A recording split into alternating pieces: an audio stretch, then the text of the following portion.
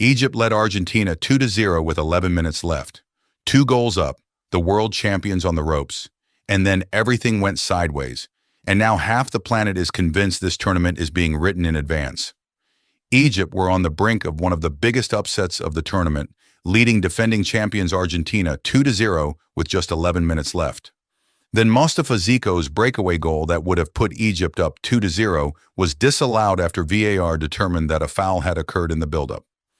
Egypt's frustration deepened late in the match when appeals for a penalty after a player went down under a challenge were waved away, before Argentina went upfield and scored the winner in the 92nd minute. 3 goals in 13 minutes, game over. And within hours, the internet exploded. Egypt's coach, their players, pundits worldwide, all pointing at the same thing. Coach Hassam Hassan said after the match, "We haven't seen respect or fair play. A penalty was ruled out, and a second incident that should have been checked for a penalty was not even checked by VAR. A second goal was remarkably, for whatever reason, disallowed. We have been treated unfairly, and it has been an injustice." So here's what this video is actually about. Because the easy take is either, yes, it's rigged, or stop whining, you lost. And both of those takes miss the most interesting part of this whole story entirely. The truth lives somewhere else, and it lives inside your own head. I'm going to walk you through exactly why the Egypt fans and the Argentina fans watched genuinely different matches, why the suspicion isn't completely crazy, and why VAR made everything dramatically worse instead of better. And the last piece of this, the one that almost nobody is talking about, is the most uncomfortable thing of all. So let's start with the fans, because this is where it gets genuinely fascinating. 2 sets of supporters sat in the same stadium on the same Tuesday afternoon and watched what felt like completely different football matches. Egypt fans saw robbery, Argentina fans saw a comeback. Same 90 minutes, same referee, same screen. How is that even possible? The answer is that your brain isn't a neutral camera. It's a filter. Psychologists call it motivated reasoning. When you desperately want a particular outcome, your mind starts unconsciously sorting evidence.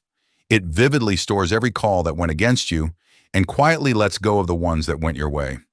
So by the time the final whistle blew, Egyptian supporters had a highlight reel of injustice burned into their memory, and Argentine supporters had a highlight reel of resilience. Neither group was lying. Their perception itself had been bent by how badly they wanted to win. That's why "we were robbed" doesn't just feel true to the losing side. It feels overwhelmingly, obviously, undeniably true, because inside their own heads it is. But here's where it gets interesting, because it isn't all in fans' heads. Referee François Letexier was at the center of controversy, and former FIFA referee Mark Clattenburg didn't hold back after the match, saying, "I don't believe that A, it was a foul, and B, there should be a VAR intervention to disallow this goal." He pointed to a lack of consistency in enforcement throughout this World Cup, saying, "This challenge, this type of foul, isn't consistent to the way the referees have been refereeing this tournament." So even neutral experts, people who have no stake in Egypt or Argentina, looked at the same decision and said something felt off. And there's real documented science behind why that happens.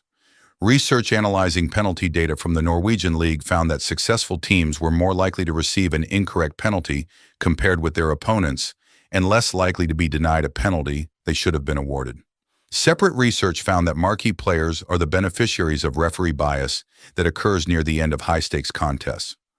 Offensive foul situations are particularly ambiguous and complex, and in those conditions of complexity and time pressure, referees are prone to systematic biases. Nobody is handing referees an envelope. Their brains are simply doing what all human brains do under pressure, deferring to reputation, to status, to the player standing in front of them whose face they've seen 1,000 times. It's a near certainty that FIFA is happy that Messi and Argentina are through to the quarterfinals. Messi remains arguably the biggest star on the international stage, and interest in viewership will be higher as long as he and his team are in the tournament. That pressure is invisible, but it's real, and it shapes the borderline calls. Argentina, reigning world champions, the most famous players on earth, sit right in the path of it. No plot required.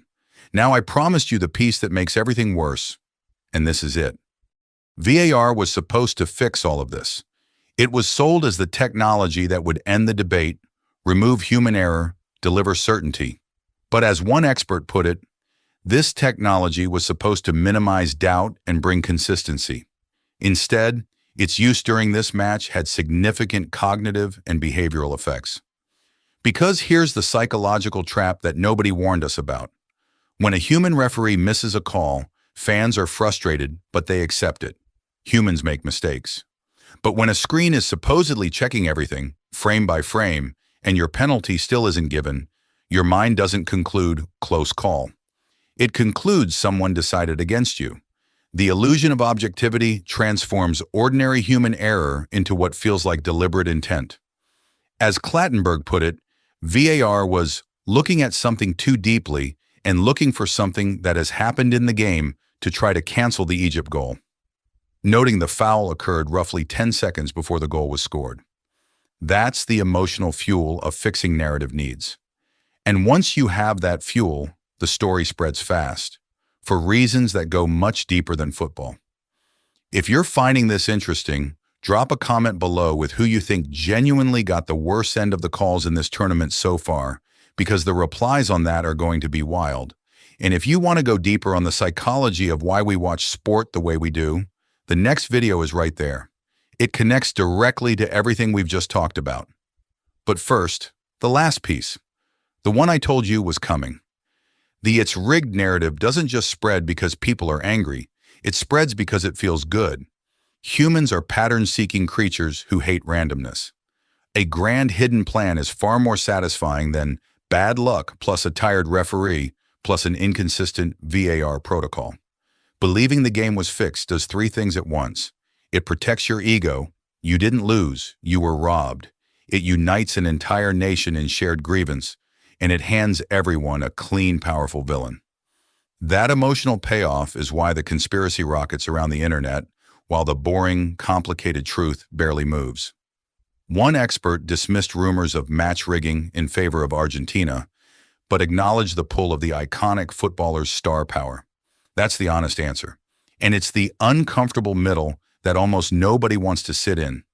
It isn't a scripted conspiracy, and it isn't a flawless, fair competition either. Football is decided by biased humans and watched by biased humans. Unconscious favoritism toward the Giants is real. VAR amplifies the sense of injustice instead of dissolving it. And your own mind is wired to see intent where there's only error and instinct. Argentina almost certainly don't need a fix. The psychology of everyone involved, the referees, the fans, the officials, and you watching at home, does that work all on its own. And once you understand that, you'll never watch one of these robbery moments the same way again, because now you know what's actually happening. Subscribe if you want more of this, and I'll see you in the next one.